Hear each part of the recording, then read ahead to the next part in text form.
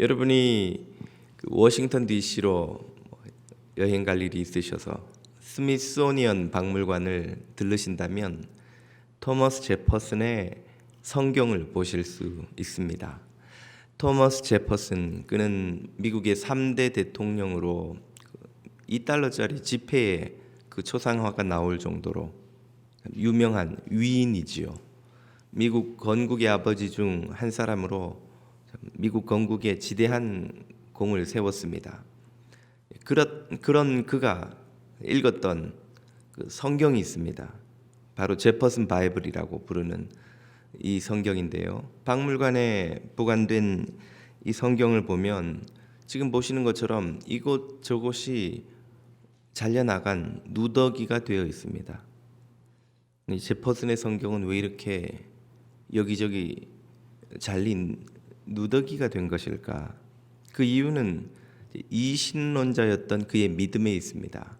그는 예수님의 신성을 믿지 않는 이였기에 성경에서 예수님을 신으로 묘사할 만한 장면, 예수님의 성육신, 동정녀 탄생 사건, 예수님이 행하신 모든 기적, 예수님의 부활과 승천과 관련된 사건, 기적에 관련된 사건은 모조리 다 오려냈던 것이죠.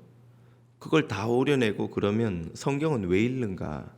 그는 예수님의 삶과 가르침에서 위대한 도덕적 수준, 또 인생의 지혜를 발견하고 예수님을 그런 삶과 지혜의 모범으로 삼아야 한다고 주장했습니다. 미국 건국을 위해 예수님의 그 지혜, 예수님의 그 위대한 삶의 모범이 사람들에게 필요하다고 그는 믿었던 것이죠. 그러나 예수님이 신이라는 사실을 받아들일 수는 없었기에 그런 신성에 관련된 장면은 모두 잘라내어서 방금 보신 것과 같은 그런 누더기가 된 성경을 그는 읽었던 것입니다. 제퍼슨의 믿음은 오늘날 세속화된 서구 사회에 아주 보편적인 태도가 되었습니다. 오늘날에도 많은 사람들이 예수님의 삶과 가르침, 그 위대한 삶의 모범과 뛰어난 지혜를 부정하지는 않습니다. 그러나 예수님을 신으로 인정하고 고백하는 데는 주저하고 망설이지요. 이런 사람들에게 영향을 받은 교회마저도 사실은 같은 경향을 보이는 때가 왕왕 있습니다. 일부 교회와 기독교인들은 제퍼슨의 성경처럼 복음을 참 누더기로 만들어서 메시지를 전하곤 합니다. 사람들이 부담스러워하는 하나님 나라와 천국과 지옥의 메시지, 심판과 구원의 메시지는 가급적 언급하지 않고 죄와 그 죄의 대가에 대한 주님의 엄중한 경고는 가급적 언급하지 않은 채 사람들이 필요한 부분만 제공하는 방식으로 메시지를 전하죠. 그래서 오늘날 서구 사회의 많은 교회 설교가 how to 설교로 전락했습니다.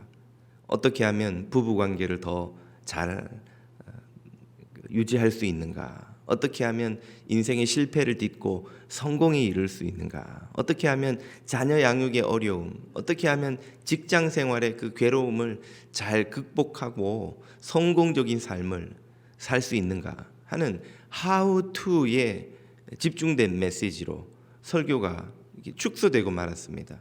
그러다 보니 우리 교회가 가지고 있던 전통적 설교의 그 영생의 메시지가 주는 그 강력함과 위대함과 깊이가 사라져버리고 만 것이죠. 구원의 길도 영생의 영광스러움도 하나님 아들의 그 고귀한 희생도 점점 설교에서는 선포되고 기억되지 않습니다. 오늘날 많은 설교가 사람들에게 위로를 주고 일상생활에 도움을 주고 지치고 피곤한 마음을 좀 인커리지, 격려해 주는 것에 초점을 맞추고 또 교인들도 그런 데서 도움을 얻었다고 만족하고 합니다. 그 이상의 메시지, 성경이 선포하는 예수 그리스도의 하나님 되심으로 인해서 생기는 모든 구원의 메시지들은 점점 희미해져 가는 것이 현실입니다. 그래서 이제는 설교를 듣고 가슴을 치고 회개하거나 제자의 삶을 두고 진지하게 고민하거나 결단하고 희생하고 포기하고 순교의 길을 가고자 응답하는 것은 점점 사라져가고 있습니다. 교회가 이래도 괜찮은 것일까요? 오늘날 교회는 복음을 제대로 전하고 있는 것일까요? 교회가 회복해야 하는 것은 또 무엇일까요? 바로 그 질문의 답을 오늘 본문 요한복음 8장의 마지막 단락에서 우리는 듣고자 합니다. 8장이 오늘 읽은 본문으로 끝이 났습니다. 예수님은 초막절에 예루살렘에 올라가셔서 사람들을 가르치시다가 유대인들과 많은 대화를 나누시죠. 8장은 무척 재미있는 구조입니다. 8장의 시작은 간음하다 잡혀온 여인을 유대인들이 돌로 치려는 장면으로 시작합니다만 8장의 끝은 그 유대인들이 이번에는 돌을 들어 예수님을 치려 하는 장면으로 끝이 납니다. 시작에도 끝에도 모두 유대인들은 돌을 들어 치려 하죠.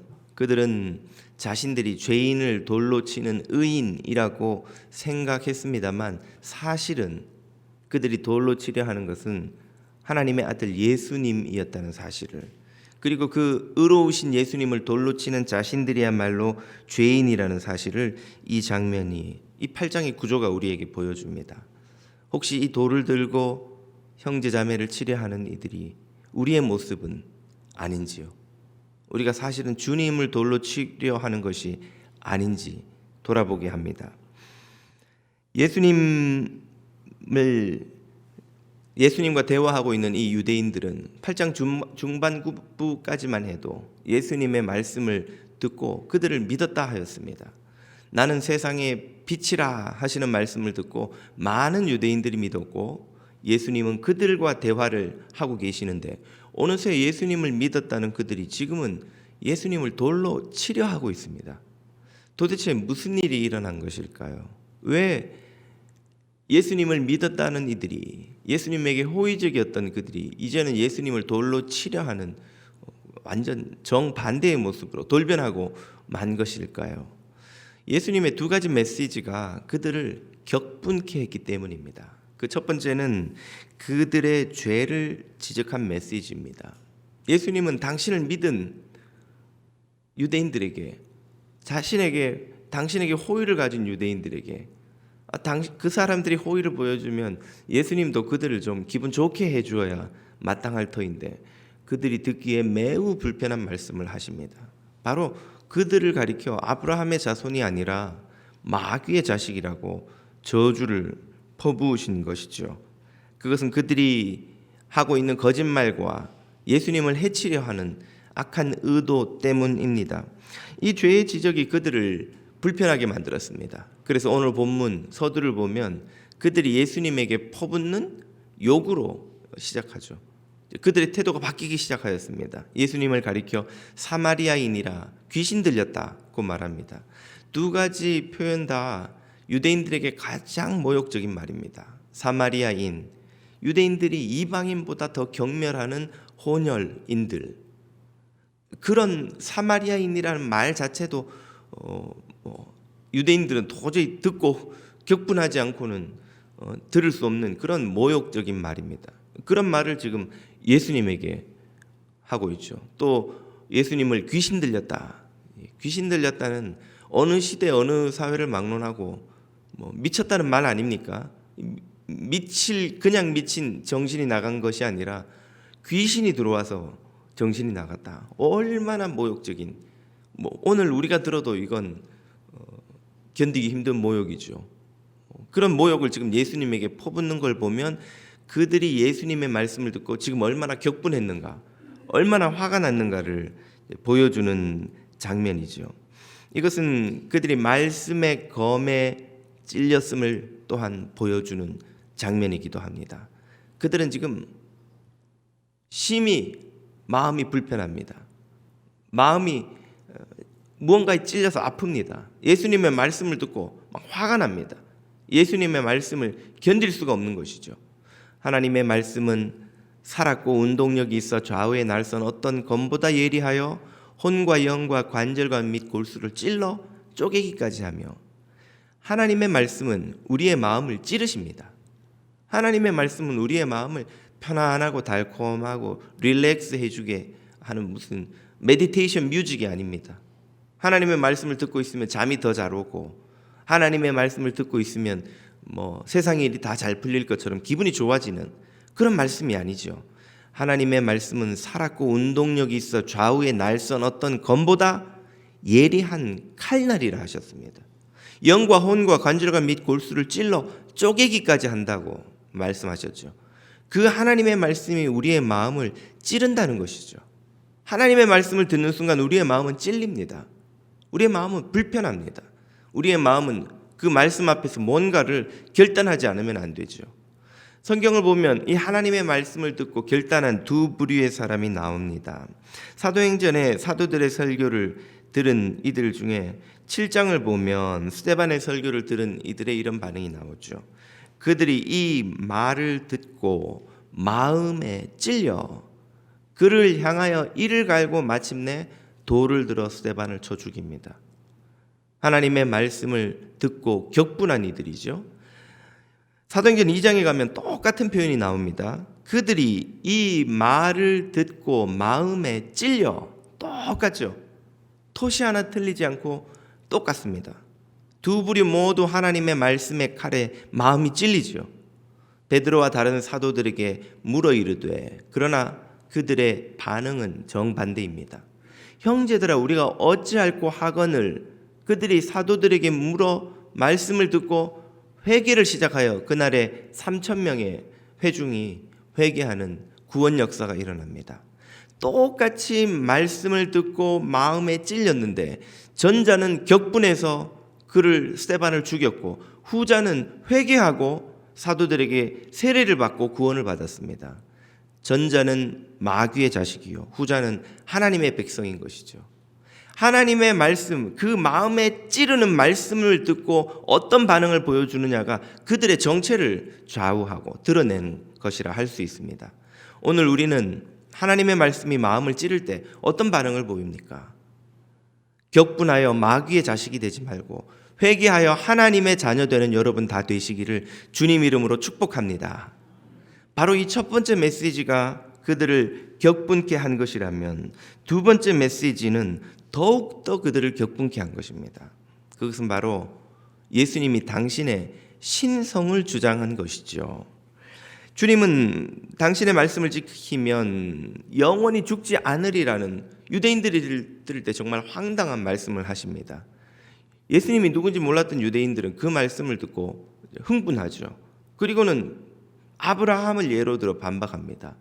아니, 우리가 믿는 우리 조상 아브라함도 죽었는데 네 말을 듣고 영원히 죽지 아니할 것이라면 네가 아브라함보다 큰 자냐? 아브라함도 맞을 수밖에 없었던 그 죽음을 네가 무슨 수로 맞지 않게 한단 말이냐 하고 예수님을 공격합니다. 아브라함은 이스라엘 사람들의 그저 육체의 조상이 아니라 그들에게는 신성 불가침의 영역입니다. 하나님 다음으로 높은 권위를 가진 존재가 바로 그들의 조상 아브라함이죠. 그들이 스스로를 하나님의 자녀로 여길 수 있는 이유도 바로 이 아브라함이 하나님께로부터 약속을 받았기 때문입니다. 이 아브라함을 건드는 것은 유대인들에게 목숨 걸고 한번 해보자고 덤비는 것이나 마찬가지죠. 그러므로 이 아브라함을 가지고 예수님을 반박했을 때 예수님께서 물러나 주셨어야 사실은 이 유대인들과의 충돌을 피할 수 있는 것인데, 주님은 그럴 생각이 없으셨습니다. 너희가 그토록 믿는 아브라함보다 더 큰 이가 바로 나다. 아브라함보다 먼저 있었던 이가 바로 나다. 아브라함도 나의 때가 올 것을 바라보고 기다렸고 보았고 기뻐했다. 아브라함보다 먼저 있는 자가 나다 라고 아브라함을 가져와 당신의 존재를 선언하시죠. 이 말은 내가 아브라함과도 비교할 수 없는 존재예요. 아브라함보다 먼저 있었던 하나님과 같은 분이다. 그 말씀이죠. 정확히 당신의 정체를 하나님의 위치로까지 선언한 충격적인 말씀입니다. 유대인들은 그 말의 의미를 정확히 이해했습니다. 그리고 그것을 신성모독이라고 여겼죠. 도저히 그들로서는 수용할 수 없는 메시지였습니다. 유대인들에게 신성모독은 오직 죽음 말고는 씻을 수가 없는 죄였죠. 그래서 그들은 돌을 들어 예수님을 치려고 하는 이 8장의 마지막 장면이 연출된 것입니다. 이 예수님의 신성의 주장은 유대인들을 심히 불편하게 하였습니다. 그들이 믿기로 했었던 예수님을 향해 돌을 던지기로 작정할 정도로 그들을 흥분케 만든 것이죠. 유대인들을 불편하게 만든 이 예수님의 신성의 메시지는 오늘날 현대인들도 불편하게 만듭니다.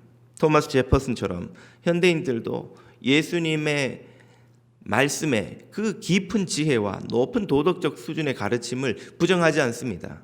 예수님의 삶의 위대한 희생적 모범을 부정하지 않습니다. 필요하다면 그들도 예수님의 지혜와 그 삶의 모범에서 뭔가 도움을 얻어서 자신들의 삶에 좀 적용하기를 그들도 원합니다. 그러나 예수님이 하나님이시냐 하는 이 물음에 그들은 주저합니다. 예수님 당신을 하나님이시라고 선언할 때 그들은 망설이고 물러서죠. 왜 그런 것입니까?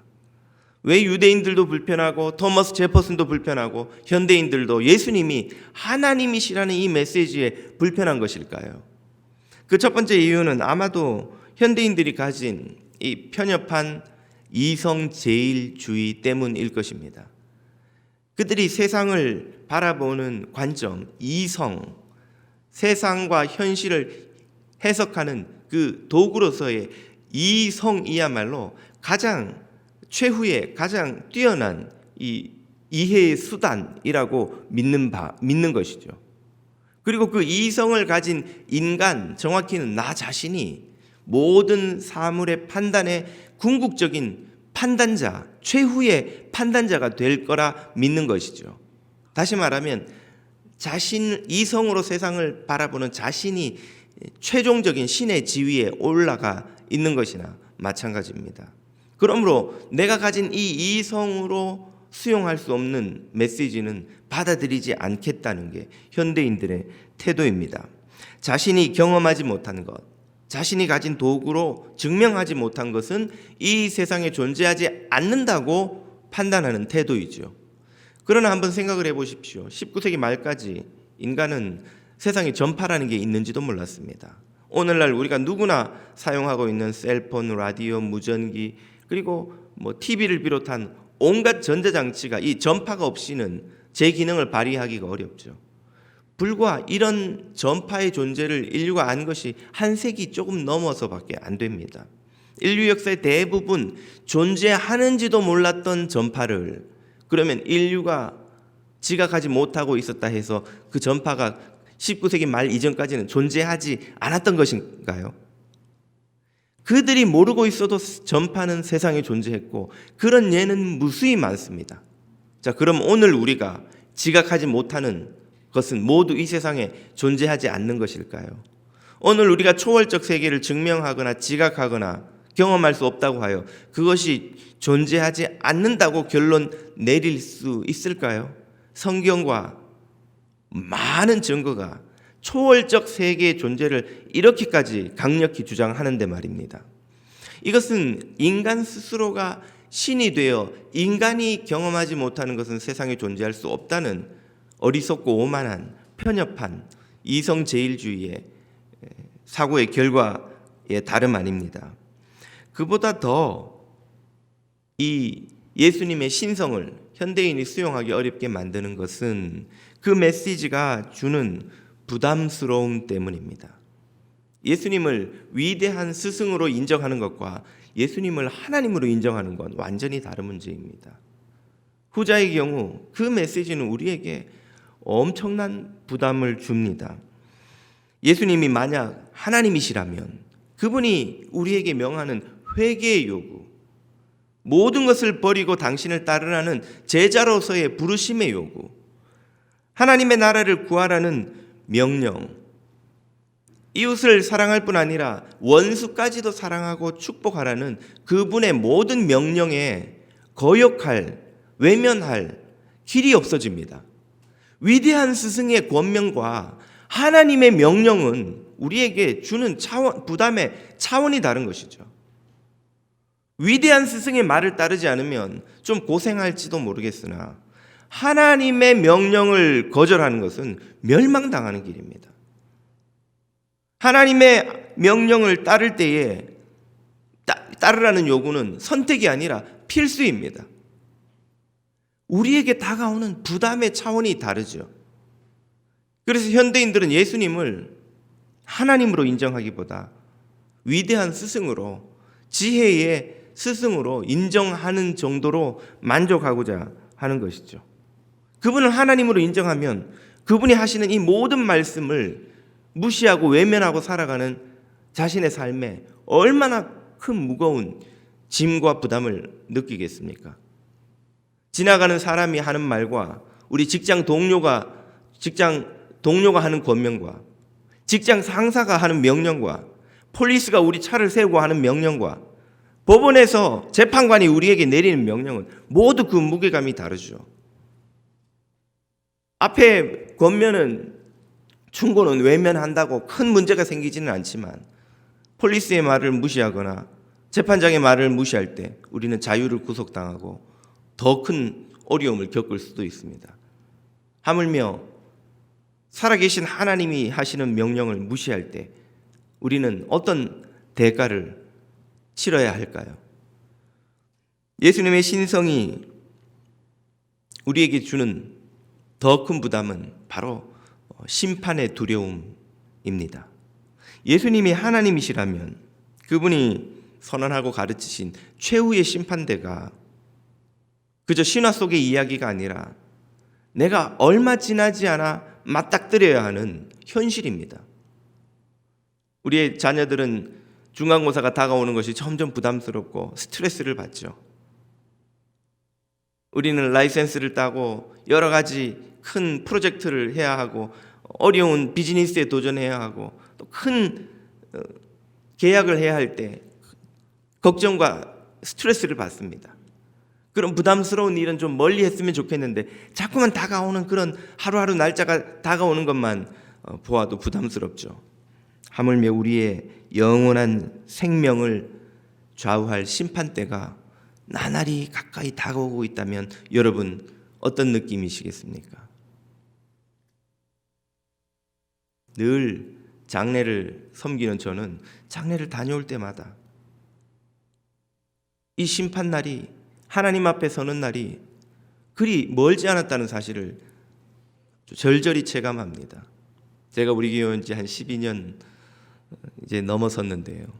제가 올 때 막 펄펄 날던 권사님, 집사님, 장로님들이 그 짧은 저는 12년이 어떻게 지나갔는지도 모르겠습니다. 눈 깜빡할 새 지나간 것 같은데 어느새 쇠약해지시고 또 병치레를 하시고 이미 제가 그분들을 장례 치러드린 분들도 많이 계십니다. 금방 우리의 생이 주님 앞에 설 날이 온다는 거예요. 그리고 그 날에 우리는 하나님 앞에 서서 모든 우리의 삶을 평가받을 심판대에 서게 된다는 사실을 예수님이 우리에게 일깨워 주십니다. 그분이 위대한 스승이라면 그 말이 그저 참고할 만한 말일 수도 있지만 그분이 하나님이라면 그 말은 우리의 현실입니다. 그리 멀리 남지 않은 현실이에요. 20년 남았을지 10년 남았을지 1년 남았을지 혹은 훨씬 그보다 빠를지 아무도 알 수 없는 날입니다. 이 심판대의 공포는 인간이 감당할 수 있는 수준이 아닙니다. 어떤 공포 영화의 묘사도 심판대가 점점 다가오는 이 공포를 묘사할 길이 없습니다. 이것을 피하는 가장 쉬운 길은 예수님의 신성을 부인하는 것이죠. 예수님을 그저 훌륭한 위대한 지혜의 스승 정도로만 인정하면 이 심판대의 가르침을 외면하기가 쉽습니다. 우리 인생의 허무와 공허는 어쩔 수 없지만 적어도 심판의 두려움만은 확실히 줄일 수 있습니다. 회개하면 되는 것 아닙니까? 목사님, 예, 회개하면 됩니다. 그런데 문제는 회개도 우리 인간이 할 수 있는 것이 아니죠. 스스로를 신이라 여기고 자신의 의지를 하나님처럼 관철시키고자 애쓰며 살아가는 인간이 가장 하기 어려운 결단이 회개입니다. 자신의 모든 것을 내려놓고 완전히 하나님 앞에 굴복하여 자신의 삶을 다 드리는 것이 회개입니다. 예수님은 당신을 따르려는 부자 청년에게 네가 그토록 사랑하는 재물을 다 팔아 가난한 자에게 나누어 주고 나를 따르라고 하셨고, 그 명령에 따르는 것을 결단하지 못해 부자 청년은 근심하며 떠나갔다 하였습니다. 우리가 가진 자기 주도권, 자기를 신처럼 여기며 자신의 의지를 관철시키며 살아가려 하는 삶의 태도를 내려놓는 것은 이보다 더 어려우면 어려웠지 결탄코 쉬운 일이 아닙니다. 회개는 절대로 인간이 할 수 있는 일이 아닙니다. 그것은 오직 성령님의 은혜의 역사로만 일어날 수 있는 일인 줄 여러분 믿으시기 바랍니다. 하나님이 힘 주시지 않으면 회개할 능력이 우리에게는 없습니다. 성령님의 역사가 아니면 우리의 죄를 붙들고 슬퍼할 능력이 우리에게는 없습니다. 그래서 예수님은 물과 성령으로 거듭나지 않으면 누구도 하나님 나라를 볼 수 없느니라고 하셨던 것이죠. 물과 성령으로 거듭나는 여러분 다 되시기를 축복합니다. 성령님이 우리에게 은혜를 주셔야 우리는 회개도 할 수 있습니다. 이러한 어려움 때문에 사람들은 이런 거룩함과 이런 거북함과 부담 때문에 예수님이 하나님이시라는 사실을 인정하기를 어려워하고 두려워하고 싫어합니다. 이런 거북함과 부담은 교회 안에 살아가는 우리도 마찬가지입니다. 그래서 앞서 말씀드린 것처럼 현대교회는 목사도 메시지에서 부담스러운 건 자꾸 뺍니다.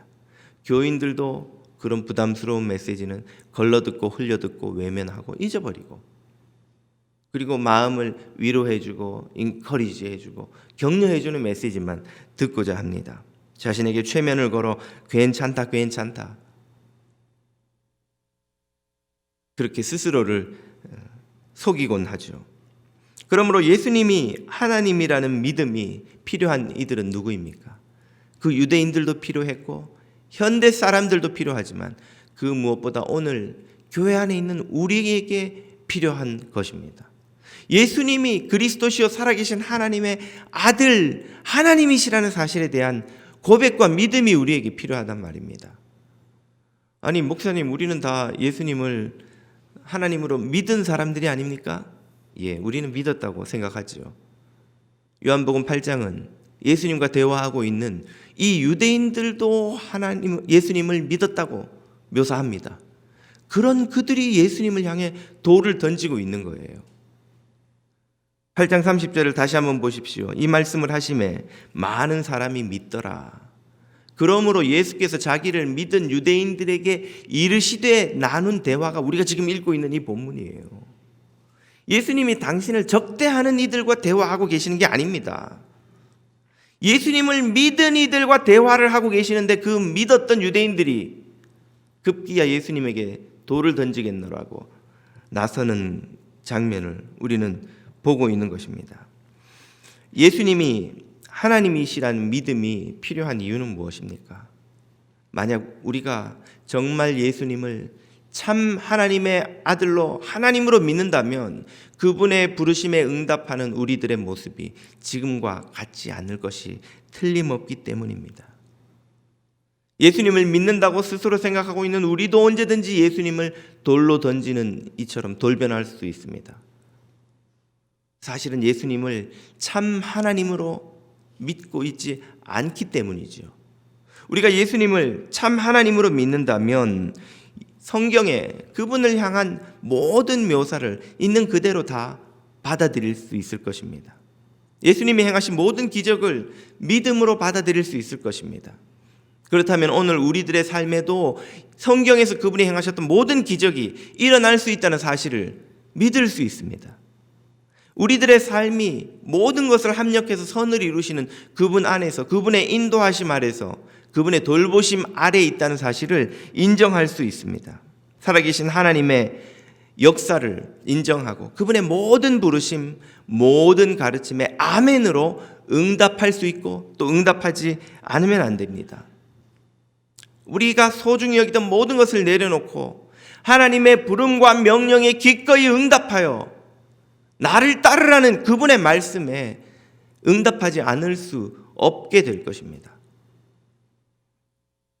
우리가 맞이하는 모든 고난과 시련을 절망과 원망이 아닌 합력해 선을 이루시는 하나님의 섭리로 믿고 그 부르심에 응답하여 땅끝까지 내 증인이 되라 하신 말씀으로 증인되는 삶에 헌신할 것이요, 모든 민족으로 제자를 삼아 세례를 주고 당신의 말씀을 가르치라는 그 말씀을 이루기 위해 우리의 삶을 헌신하게 될 것입니다.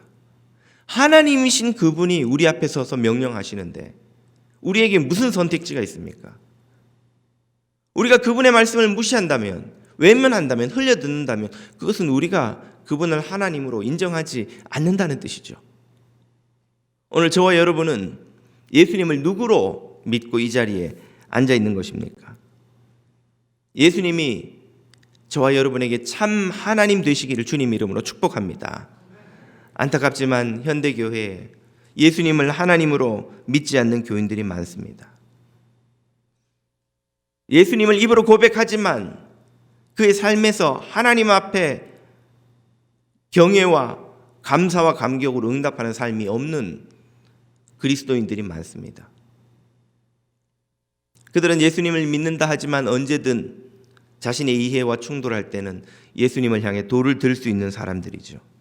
만약 우리에게 믿음이 부족하다면 귀신 들린 아들을 주님에게 데리고 왔던 아버지처럼 내가 믿나이다, 나의 믿음 없음을 도와주소서 하고 기도할 수 있을 것입니다. 저와 여러분에게 그런 기도가 시작되기를 축복합니다. 예수님을 하나님으로 믿고 모든 말씀에 응답한다면 우리는 더 이상 이 세상을 돈이나 성공이나 자랑거리가 아닌 예수 그리스도의 십자가의 능력으로 살아가는 하나님의 백성이 될 것입니다. 예수님은 가이사랴 빌립보에서 제자들에게 질문하셨던 것처럼 오늘 저와 여러분에게도 똑같이 질문하십니다. 너희는 나를 누구라 하느냐?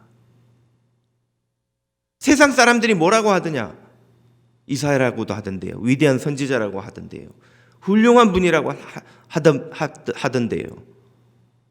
그러면 너희는 나를 누구라고 하느냐? 베드로가 대답하기를 주는 그리스도시요 살아계신 하나님의 아들이시니이다. 그 응답이 오늘 저와 여러분에게 한 번도 빠짐없이 모두 있기를 우리 주님의 이름으로 축복합니다. 기도드리겠습니다.